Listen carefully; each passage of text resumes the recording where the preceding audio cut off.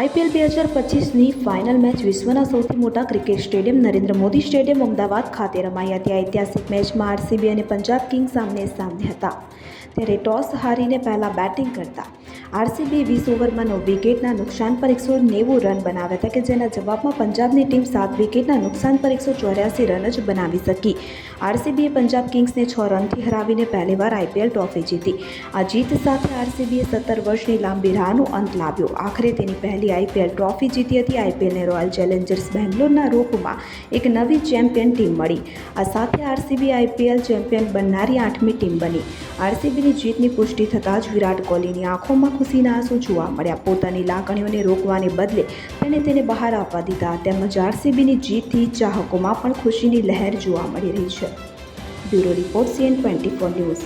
હવે જુઓ દેશ દુનિયાની તમામ ખબરો તમારી આંગળીના ટેરવે. ઉઠાવો મોબાઈલ અને ગૂગલ પ્લે સ્ટોર પરથી ડાઉનલોડ કરો અમારી CN24 ન્યૂઝ મોબાઈલ એપ.